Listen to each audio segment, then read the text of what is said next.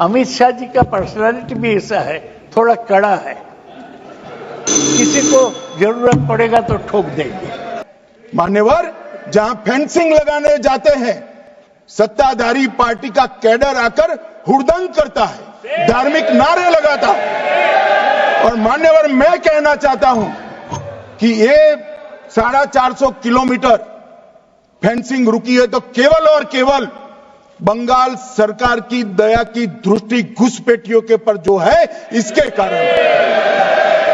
और मान्यवर, इससे आगे ये 450 किलोमीटर शायद एक भाषण सुनकर ममता जी भूमि दे भी दे तो हम खत्म कर देंगे, फिर भी 112 किलोमीटर खुली सीमा रहती है।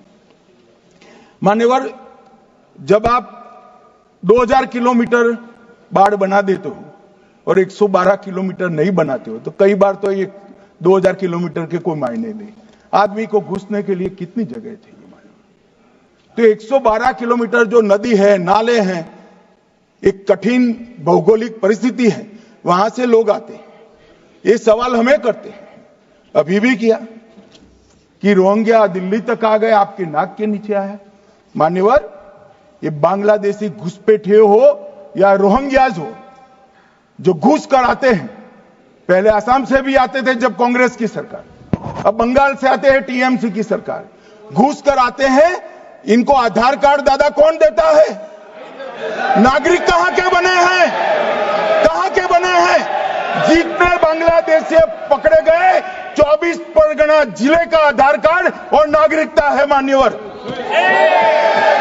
और ये जो आप आधार कार्ड इश्यू करते हो, वो आधार कार्ड लेकर, वो वोटर कार्ड लेकर ये दिल्ली तक आते हैं, आप उनको आधार कार्ड इश्यू न करो, आदमी क्या परिंदा भी पैर नहीं मार पाएगा। और दादा, ये सब चीजें भी लंबे समय चलनी नहीं है। 26 में चुनाव है, बंगाल में कमल खिलेगा और पूरा बंद होगा।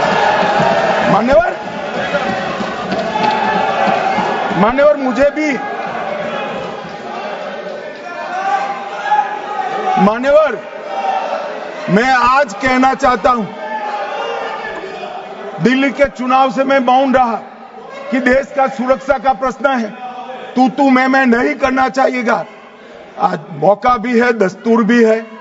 इन्होंने सवाल उठाया, मैं बिल भी ये लेकर आया हूं, इसलिए मैंने देश की जनता को सत्य बताया है। ये 450 किलोमीटर जो आपकी कृपा से खुली रही है, वहीं से घुसपैठ है, वहीं नागरिक बनते हैं, वहीं आधार कार्ड बनाया जाता है और देश भर में फैल जाते हैं। मान्यवर,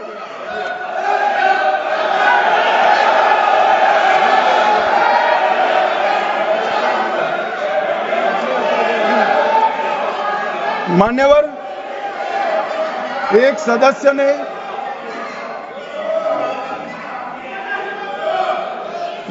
सदस्य ने मुद्दा उठाया कि पासपोर्ट रैंकिंग में 50वां नंबर है।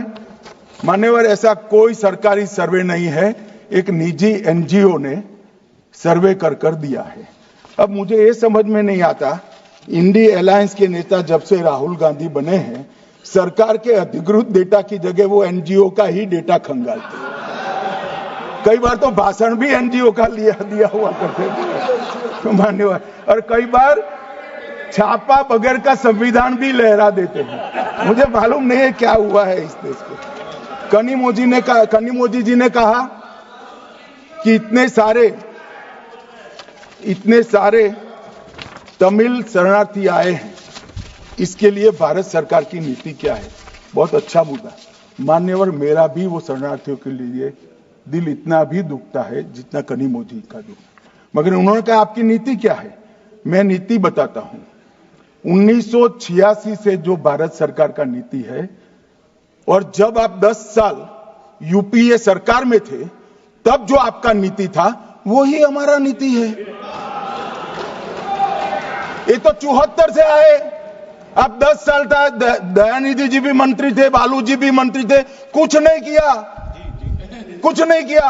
और हमें सवाल कर रहे हैं कि आपने क्या किया? भला आपने कर दिया होता तो हमारे लिए तो बारी ही नहीं आती। मान्यवर, तमिल शरणार्थियों की नीति में हमने फुल स्टॉप कॉमा का बदलाव नहीं किया है। जिस सरकार में डीएमके हिस्सेदार थी वही नीति को हमने जस का तस अपनाने का काम किया है। अगर कुछ बदलाव करना है तो मुझे दे दो, देखना, हम सोचेंगे। मान्यवर,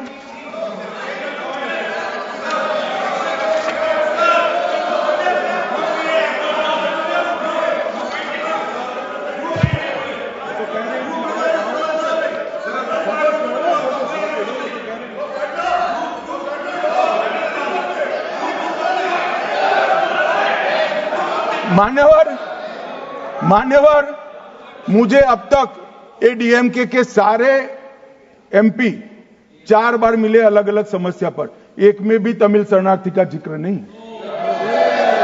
और कहते हैं डू समथिंग। भाई आप तो कहते हैं ना, हमने तो आपकी नीति पर चले, हम माने ये सच्ची होगी। अभी भी आप दीजिए, हम सोचेंगे इस पर।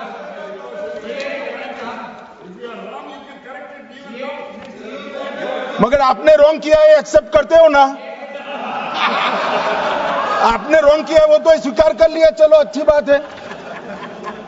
मान्यवर, एक सीएए का जिक्र है। मैं इसमें कोई राजनीतिक टिप्पणियां करना नहीं चाहता।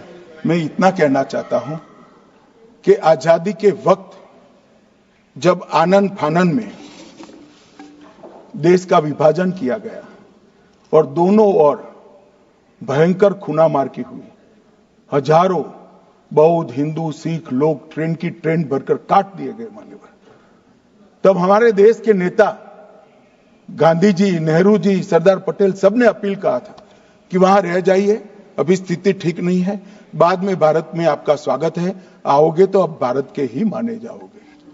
मान्यवर, वो लोग वहां अपने धर्म को बचाने के लिए, परिवार को बचाने के लिए, महिलाओं की परिवार की महिलाओं के सम्मान को बचाने के लिए भारत में आए। आने की व्यवस्था नहीं थी, कोई पॉलिसी नहीं थी, कांग्रेस की सरकारें बना करती थी मान्यवर, कांग्रेस वादा भूल गई, वो घुसपैठ कर आए, सो कॉल्ड घुसपैठ। मगर मैं इसको घुसपैठ नहीं मानता, ये रियल शरणार्थी है मान्यवर, रियल, जो अपना धर्म बचाने के लिए, अपने परिवार को बचाने के लिए यहां आए हैं, वो शरणार्थी है मान्यवर। और इसलिए हम सीए लेने के लिए लेकर आए हैं मान्यवर। इसमें कोई भेदभाव नहीं, हिंदू, बौद्ध, सिख, पारसी, क्रिश्चियन, कोई भी जैन, कोई भी व्यक्ति आए, इसका भारत में स्वागत है मान्यवर। हमने कोई भेदभाव नहीं किया है। मगर जो घुसपैठ करने के लिए आते हैं, उनको जरूर हम रोकेंगे मान्यवर। नागरिकता इनको ही प्रदान होगी जिन पर अत्याचार हो, जो विभाजन की विभीषिका को झेलें, जिनके परिवारों पर अत्याचार, उन्हीं को हम नागरिकता देंगे मान्यवर।